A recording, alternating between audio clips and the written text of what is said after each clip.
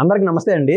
Andhra Pradesh CM Nara Chandrababu Naidu గారి పైన అనేక ఆరోపణలు చేస్తూ ఉండడం ప్రతిపక్షాల యొక్క పని. అది సదా మామూలే.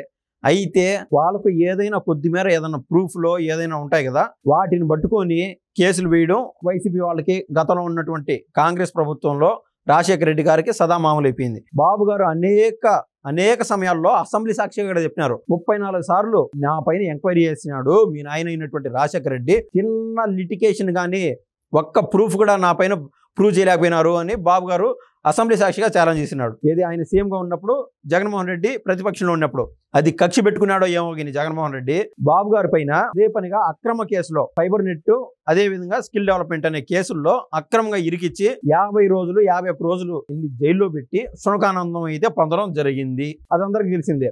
అయితే ఈ కేసులో దాంట్లో ఎటువంటి డెప్త్ లేదనేది మనకు అర్థమైంది. ఎందుకంటే ఢిల్లీ సాక్షిగా పొన్నవాళ్ళ సుధాకర్ ఏదైతే ఈ కేసు వాదిస్తున్నాడో, దీనిపైన పిటిషన్ వేసినాడో, ఆయన కూడా సెంట్రల్ మీడియా అడిగిన ప్రశ్నలకి ఈ యొక్క పొన్నవాళ్ళ సుధాకర్ మేము మళ్ళీ చెక్ చేసుకొని మళ్ళీ చెప్తామండి, ఇప్పుడు చెప్పలేము అని ఢిల్లీలో మీడియా అడిగినా కూడా వాళ్ళకి ఏమి చెప్పలేకపోయినాడు. సో దాంట్లో ఎటువంటి ప్రూఫ్లు లేవు, ఎటువంటి రుజువులు లేవు. ముందు ఆయన అరెస్ట్ చేసేయాలా అనేది తతంగం పెట్టుకున్నారు. అయితే కింద కోర్టులో కొట్టేయడంతో ఈ కేసుని దాన్ని సుప్రీంకోర్టు వరకు అప్పీల్ చేసుకున్నారు.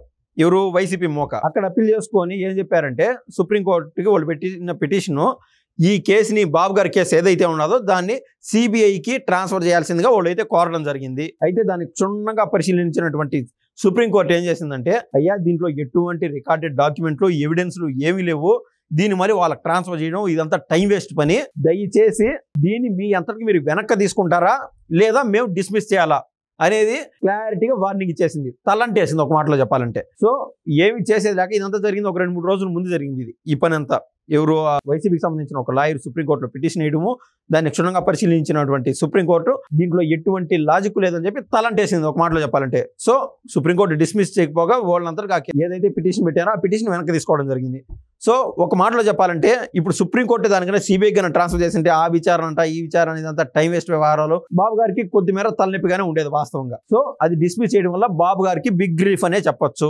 ఇది ఒకటి. అయితే గత 10 రోజులు 15 రోజుల నుంచి మనం క్షుణ్ణంగా పరిశీలిస్తే ఏమవుతుందంటే, 2003 దాదాపు ఆగస్టు నెల 18వ తారీఖు అనుకుంటా, ఆ టైంలో బాబు గారు మామిడిపల్లి అని హైదరాబాద్ లో, దాంతోపాటు గచ్చిబౌలిలో 400 ఎకరాలు మేర స్పోర్ట్స్ అకాడమీ కోసం, గోల్ఫ్ కోర్టుల కోసం బాబు గారు అయితే ఈ యొక్క భూమిని కేటాయించడం జరిగింది. 400 ఎకరాల మేర. అయితే ఒక్కొక్క ఎకరం 50,000 చొప్పున అయితే ఆ యొక్క సంస్థలకి కేటాయించడం జరిగింది. దానిపైన అప్పట్లో కాంగ్రెస్ లో ఉన్నటువంటి రాజశేఖర రెడ్డి నేతృత్వంలో దానిపైన కేసు వేయడం అంటూ జరిగింది. తర్వాత 2004లో రాజశేఖర రెడ్డి ప్రభుత్వంలోకి అయితే వచ్చాడు కదా. తర్వాత మళ్ళీ ఆ కేసుని తొవ్వి లేపి మళ్ళీ కోర్టుల పరిధిలోకి వేయినప్పుడు, దీంట్లో ఎటువంటి ఆధారాలు లేవునైనా ఉత్త ఆరోపణలు చేయొద్దు బాబు గారి పైన అని చెప్పి, ఏదైనా ఆధారం ఉంటే తీసుకుని మీరు చెప్పినట్టు సిబిఐకి అప్పచెప్దాం అని చెప్పి ఆ రోజు కూడా రాజశేఖర రెడ్డిని కోర్టులో తలంటేశాయి. కానీ ఆ రోజున కేసు డిస్మిస్ అయిపోయింది.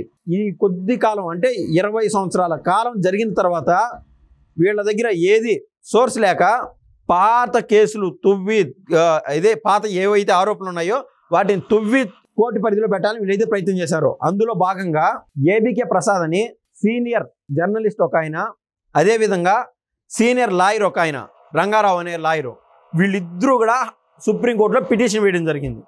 దీన్ని కూడా క్షుణ్ణంగా పరిశీలించినటువంటి సుప్రీంకోర్టు, అయ్యా ఈ కేసులో ఎటువంటి ఆధారాలు లేవు, చీటికి మాటికి హైకోర్టుల తలుపు లేదా దాన్ని దాటిన తర్వాత సుప్రీంకోర్టు తలుపులు అనవసరంగా తట్టినారంటే మీరు అనవసరంగా కోర్టు సమయం వృధా చేసిన కేసుల్లో మీరు జైల్లోకి పోవాల్సి వస్తుంది, మీరు అనవసరంగా కల్పించుకోవద్దు ఇటువంటి వాటిల్లో, ఆల్రెడీ మేము సుప్రీంకోర్టు ఆల్రెడీ పరిశీలించింది, క్లీన్ చిట్ ఇచ్చేసాము అని వైసీపీకి చెంపపెట్టులాగా సుప్రీంకోర్టు ఇచ్చిన తీర్పు అయితే మనం ఈ రోజు అయితే ఉదాహరించుకోవచ్చు. సో ఓవరాల్గా మనం చూస్తే ఏమవుతుందంటే, ఏపీ సీఎం అయినటువంటి బాబు గారికి ఈ యొక్క కేసుల్లో సుప్రీంకోర్టు ద్వారా క్లీన్ చిట్ ఇచ్చిందని అయితే చెప్పకనే చెప్పచ్చు.